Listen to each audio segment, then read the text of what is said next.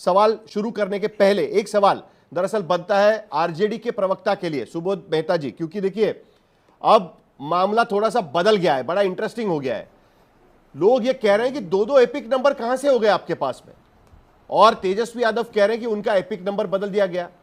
जहां पर वो वोट डालते थे वहीं पर उनका वोटर रजिस्ट्रेशन निकला है, उनकी पत्नी का भी वोटर रजिस्ट्रेशन निकला है। तो कौन सा एपिक नंबर डाल रहे थे वो, जो प्रेस कॉन्फ्रेंस में जो डाला जा रहा था मेहता जी? देखिए साहिल जी, माननीय सांसद पटना साहिब के मैं पहले उनका 1 मिनट जवाब देता हूं। पूरे बिहार में सबसे ज्यादा अगर कहीं का वोटर लिस्ट में नाम डिलीट हुआ है तो वो पटना है, 3,95,000 के आसपास, और इनके लोकसभा कॉन्स्टिट्यूएंसी में लगभग 1.5 लाख के आसपास हुआ है।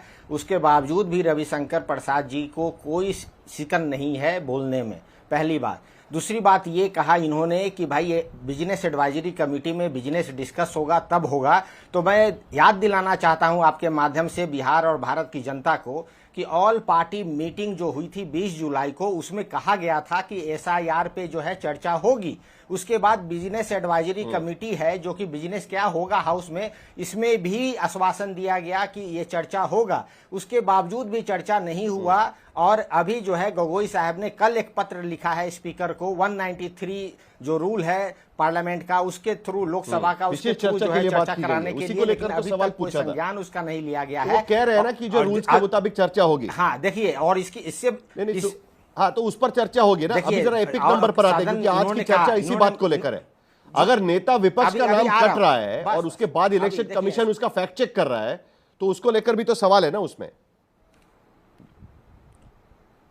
देखिए, हाँ उस पर मैं आ रहा हूं, बस 1 मिनट और सदन चलाने की जिम्मेदारी जो है सबसे ज्यादा जो है ट्रेजरी बेंच को होता है, जो सत्ता में वही होता है। रविशंकर प्रसाद भी ये जानते हैं, लेकिन बोल कुछ और रहे थे। अब आइए बात माननीय तेजस्वी प्रसाद यादव जी से। देखिए 24 जून को जब ये नोटिफिकेशन आया साहिल जी, लगातार हम लोगों ने कहा कि जो इंटेंशन है मेनका गांधी वर्सेस जो है गवर्नमेंट ऑफ इंडिया के केस में भी देखिए प्रोसीड्योर नहीं, इंटेंशन पे चैलेंज किया हम लोगों ने, टाइमिंग पे चैलेंज किया हम लोगों ने, डॉक्यूमेंटेशन पे चैलेंज किया हम लोगों ने, स्टेक होल्डर जो पॉलिटिकल पार्टी है उनका कोई राय नहीं लिया गया, उसके बारे में बताया। सुप्रीम कोर्ट ने भी आग्रह किया कि सजेशन दिया कि भाई आप जो है इन चीजों को इंक्लूड करें, ऐसी क्या मजबूरी थी कि अभी टाइमिंग आप ये कर रहे हैं। इन सब बातों पर चर्चा हो चुकी, लेकिन जब लिस्ट हमारे सामने आया तो भयावह स्थिति है। आप खुद जानते हैं 7 जून 2025 तक इलेक्शन कमीशन कंटिन्यूअस प्रोसेस है। कितने लोग डेथ किए और कितने लोग इंक्लूड किए वोटर लिस्ट में, ये कंटिन्यूअस प्रोसेस होता है। 7 जून तक इन्होंने लिस्ट दिया है। वो लिस्ट में हमें ये बताए कि कितने लोग बिहार की जनमानस का डेथ हो गया था। आप हमें खुद बताइए, 1 जनवरी जो है 2025 के लिस्ट में 4.5 लाख लोगों का डेथ हुआ। आज कह रहे हैं 22.5 लाख लोगों का डेथ हो गया। तो 6 महीने में 16 लाख लोगों का हर एक दिन लगभग 13 से 14,000 लोगों का डेथ हो रहा है। बिहार में कौन सी बीमारी फैल गई है? जब एसआईआर पे चर्चा की है, अब आता हूं मैं एपिक। हमने सुनिए जरा 1 मिनट सुनिए। हमने जब एसआईआर पे चर्चा की है, ये आंकड़े आपने दिए हुए हैं, उस पर मैंने सवाल भी पूछे हुए हैं। आज का सवाल बड़ा इंटरेस्टिंग है कि तेजस्वी यादव प्रेस कॉन्फ्रेंस लेते हैं, तेजस्वी यादव कहते हैं कि ये मेरा एपिक नंबर है। वो एपिक नंबर मीडिया के सामने वहां पर लैपटॉप पे वेबसाइट खोल के उस पर डाला जाता है और कहा जाता है कि क्या वो उनका नंबर वहां पर आता नहीं है, उनका नाम वहां पर आता नहीं है। तो वो कहते हैं कि मेरा नाम ही कट गया है, अब मैं चुनाव कैसे लड़ूं। थोड़े ही देर के बाद में चुनाव आयोग कहता है कि भाई इनका नाम तो है, इनका एपिक नंबर ये है, और जहां पर वो पहले से वोट डालते थे वहीं पर वो वोट डाल रहे हैं, उसमें कोई नई बात है नहीं। अब तेजस्वी यादव कह रहे हैं कि मेरा एपिक नंबर बदल दिया। साहिल जी, ये कैसे हो सकता है? तो उस पर कोई क्लैरिटी दीजिए ना हमको कि हुआ क्या है। देखिए एकदम अभी दे रहे हैं, एकदम देखिए यही होता है। जब तेजस्वी जी के पास बीएलओ आया, बीएलओ के फॉर्म में जो एपिक नंबर डाला गया वही एपिक नंबर आज भी बीएलओ के पास होगा, वही बीएलओ ने अपलोड किया होगा, और वही तेजस्वी जी जो है एपिक नंबर जो है हम सब आपके मीडिया के सामने ही, ऐसा नहीं कि अकेले में हम कुछ बोल रहे हैं, मीडिया के सामने ही डाला, स्क्रीन पे दिखाया, स्क्रीन पे नहीं आया। उसके बाद जो है तुरंत कहा गया कि नहीं इनका जो है गलत एपिक नंबर ये डाल रहे हैं। तो देखिए मेलाफाइड इंटेंशन यहाँ पर तेजस्वी जी की तरफ से नहीं है। मुझे लगता है कि इलेक्शन कमीशन पारदर्शी बिहेवियर नहीं अपना रही है, चूहा और बिल्ली का खेल कर रही है। अनेकों ऐसे लोग हैं जो मैं अभी दिखाना चाहता हूं। जल्दी से मोहम्मद अबीन आपसे एक प्रतिक्रिया लेनी है मुझे इस पर। आप हमें ये बताइए, विधानसभा आवाज नहीं, नहीं, बूथ वाइज जनता को क्यों नहीं बताया? कौन डेथ कर गया, कौन माइग्रेट कर गया, किसका नाम डिलीट हो गया? बूथ वाइज नहीं बताया, नाम नहीं बताया, एपिक नंबर नहीं बताया, तो जनता कैसे रीचेक करेगी? आप हमें ये बताइए। 70% बिहार के जनता के पास एंड्रॉइड फोन नहीं है। मैं हल्ला किया, मैं चर्चा आगे बढ़ाने से पहले, लेकिन ताकि सब लोग एक पेज पर रहे, सब लोग एक ही पेज पर रहे। अभी थोड़ी देर पहले चुनाव आयोग ने एक प्रेस रिलीज निकाली है। मोहम्मद अमीन, मुझे आपसे तुरंत एक छोटा सा सवाल आपको पूछना है, उसके बाद गुरु प्रकाश पासवान। अभी जो प्रेस रिलीज निकाली है उसमें उन्होंने कहा है कि हमारी चर्चा शुरू होने के 2 मिनट पहले की यह बात है। उन्होंने कहा है कि यह पूरा इस तरीके से हमने लिस्ट डाला है, वो उन्होंने बात उसमें रखी हुई है। 38 डीएम ने सभी 243 विधानसभा क्षेत्रों में सभी 90,712 बूथों की प्रारूप मतदाता सूची भी सभी राजनीतिक दलों से 1 अगस्त 2025 को साझा कर ली गई है। सारे बूथों की लिस्ट साझा कर ली गई है, चुनाव आयोग ने प्रेस रिलीज में कहा है। अभी थोड़ी देर पहले प्रेस रिलीज आया। 12 राजनीतिक दलों के जिला अध्यक्षों द्वारा नामित 1,60,000 बूथ लेवल एजेंट्स भी इस विशेष गहन परीक्षण में हिस्सा ले रहे हैं। और 8-9 इसमें अलग अलग मुद्दे हैं, लेकिन एक इंटरेस्टिंग बात उसमें मैं बताता हूं कि 1 अगस्त दोपहर को 3 बजे से लेकर 2 अगस्त दोपहर को 3 बजे तक, यानी यह शुरू होने के 2 घंटे पहले तक योग्य मतदाताओं के नाम जोड़ने और अयोग्य मतदाताओं के नाम हटाने के लिए 0 दावे और आपत्तियां दर्ज की गई है। यह अभी की परिस्थिति है। ठीक है अजय उपाध्याय जी, आपके पास भी आना है मुझे। यह अभी की परिस्थिति है। हम चर्चा यहां पर कुछ भी करें, लेकिन ग्राउंड पर वहां पर 0 दावे, 0 आपत्तियां।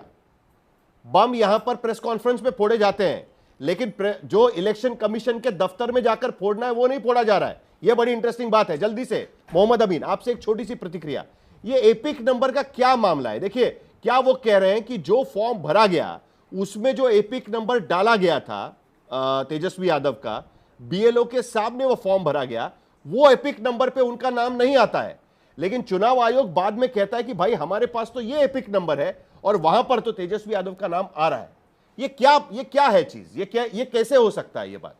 अहिन साहब, ये ऐसे हो सकता है कि इन्होंने 2020 में जो इलेक्शन लड़ा था उस वक्त जो इन्होंने अपना एपिक नंबर डाला था उसी बेस पे ही इनका वो कार्ड है। ऐसा कुछ नहीं है। अभी जो रिवीजन लिस्ट हुई है उसमें सिर्फ इनका मतदान जो केंद्र था, पहले 204 था, अब 171 है। अब वहां पर इनकी संख्या थी 416, अब ये 481 है। और जो पोलिंग बूथ है वो सेम है और जो स्टेशन है वो भी सेम है। सबसे बड़ी बात क्या है कि इनका एपिक नंबर सेम रहेगा, एपिक नंबर चेंज नहीं होता है। और ये कैसे इस बात की बात कर रहे हैं कि इनका चेंज हो गया है? सवाल ही नहीं है। जबकि डीएम जो हमारे डिस्ट्रिक्ट इलेक्शन ऑफिसर हैं उन्होंने स्पष्टीकरण दिया है और ये स्पष्टीकरण उन्होंने आयोग को भेजा है। नहीं, मैं फिर से एक बार पूछता हूं मोहम्मद अमीन साहब, एक सिंपल सवाल मैं एक बार फिर पूछता हूं। देखिए, उन्होंने फॉर्म भरा, उस फॉर्म पे उन्होंने अपना एपिक नंबर लिखा, उस फॉर्म के आधार पे उनका फॉर्म एक्सेप्ट किया गया, उसकी स्क्रूटिनी की गई और उसके आधार पे ड्राफ्ट लिस्ट बनी है। अगर उन्होंने एपिक नंबर गलत डाला होता तो हो सकता है कि ड्राफ्ट लिस्ट में उनका नाम नहीं होना चाहिए था, लेकिन उसके बावजूद भी उनका नाम नजर आ रहा है वहां पर, जो एपिक नंबर उन्होंने उस फॉर्म में भरा हुआ था, इन्यूमरेशन फॉर्म में। तो ये भी बड़ी इंटरेस्टिंग बात है ना, ये कैसे हो सकता है? ये क्या है? नहीं, वहां पर जो है जो देखा गया वो तो वही है जो इन्होंने अपना भरा है। ये निर्वाचन के फॉर्म में असेंबली का जो भरा था इन्होंने, उसी में है वो नंबर जो 2020 में किया था, same number epic number change हो ही नहीं सकता। वो कैसे चेंज होगा? क्योंकि जब कंप्यूटर में डाला गया होगा तो हर चीज डाली गई होगी, एपिक नंबर अपना वही आ गया होगा जो पुराना इनका था। इनका चेंज हुआ ही नहीं है, इस बात में कह दूं। चलिए ठीक है, चलिए 12 तारीख को जब सुप्रीम कोर्ट में सुनवाई होगी तब इसमें से कितने दावे लेकर पॉलिटिकल पार्टियां जाती है सुप्रीम कोर्ट के सामने, वो भी हमको देखना है। गुरु प्रकाश पासवान, अब क्या आप कहेंगे इस पूरे मामले को लेकर? तेजस्वी यादव का दावा, उसके बाद चुनाव आयोग का क्लैरिफिकेशन, फिर वापस तेजस्वी यादव कह रहे हैं कि मेरा एपिक नंबर बदल दिया गया, और यह लंबा चलेगा लगता है, क्योंकि अभी 9 तारीख से तो बिहार में पूरी ड्राइव शुरू होगी विपक्षी पार्टियों की तरफ से। नहीं साहिल जी, अब कुछ कहने को रह कहां गया है? कुछ कहने को बचा कहां है? अब आपने खुद कहा कि लगातार 1 अगस्त तक सभी पॉलिटिकल पार्टीज के साथ शेयर किया गया है, नंबर 1। नंबर 2, बिहार के लोग, और साहिल जी आप भली बात ही जानते हो, मुझसे बेहतर जानते हो, बिहार एक पॉलिटिकली कॉन्शियस स्टेट है, बिहार एक राजनीतिक चेतना वाला स्टेट है। बिहार से 1857 की क्रांति शुरू हुई, बिहार से आपातकाल के विरोध में आंदोलन शुरू हुआ। यहां लोगों को डिसएनफ्रेंचाइज कर दिया जाएगा और बिहार का आदमी चुप रहेगा? कैसी बात करते हैं आप? कैमरे के सामने सफेद झूठ बोला गया है, कैमरे के सामने एक गलत एजेंडा प्रस्तुत करने का प्रयास किया गया है। वो तो भला हो चुनाव आयोग का, ये सोशल मीडिया का जमाना है और उन्होंने तुरंत स्पष्ट कर दिया। दीघा विधानसभा, बूथ नंबर, एपिक नंबर सब स्पष्ट हो गया है। मूलतः बात इतनी सी है, हम शुरू से बात कहते आए हैं, ये अपने पराजय की पटकथा को लिखने की तैयारी कर रहे हैं। हम आपके माध्यम से बताना चाहते हैं तेजस्वी यादव जी को, उनके पार्टी के नेताओं को, हम तो चाहते हैं अगर मान लीजिए हाइपोथेटिकली आपका नाम कट भी गया होता तो हम आपका नाम जुड़वाते और जनता के दरबार में आपको लेके जाते और वहां आपको चुनाव हराते। इतने आत्मविश्वास के साथ हम कह रहे हैं, कहां से नाम कट जाएगा भाई?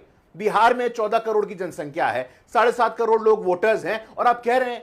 एक इंस्टेंस आप मुझे बताइए, अभी आपने खुद कहा चुनाव आयोग के प्रेस विज्ञप्ति को पढ़ते हुए एक भी शिकायत नहीं आई है। 7.3 करोड़ में से सबका नाम वेरीफाई हो जाता है। इलेक्टोरल रोल सुप्रीम कोर्ट दो बार कह देता है।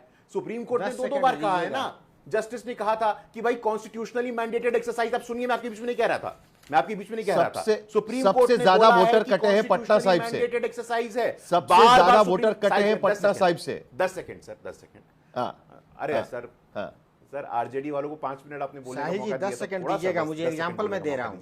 देखिए सुप्रीम कोर्ट उससे पहले रविशंकर प्रसाद भी हो गए ना, आप भूल रहे हो उसको। दादा वेस्ट करना है तो बता दीजिए। अरे दादा हाँ बोलिए बोलिए बोलिए, चलिए सुप्रीम कोर्ट ने अनुच्छेद 324, 325, 326, आर्टिकल 324, 325, 326 के द्वारा कॉन्स्टिट्यूशनली मैंडेटेड एक्सरसाइज।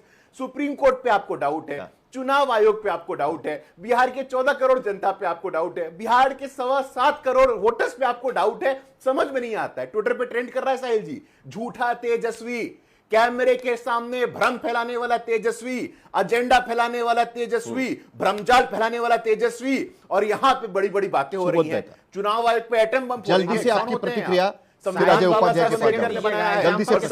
संस्थान के बारे में ऐसी बातें बोलना बंद करिए आप। एग्जाम्पल दे रहा हूं मैं। अरे एग्जाम्पल सर ये है प्रोफेसर, जल्दी से एग्जाम्पल दे रहा हूं आपको। अरे एग्जाम्पल यहां है सर, नाम है, झूठे बोल रहे हैं। अरे एग्जाम्पल ये रहा, एग्जाम्पल यहाँ गुरु जी, एग्जाम्पल ये रहा, रीमा कुमारी। अरे एग्जाम्पल ये है प्रोफेसर मेहता, एग्जाम्पल मैं दे रहा हूं, ये लो। वीडियो के साथ, नाम के साथ रीमा कुमारी, ये 1 जुलाई।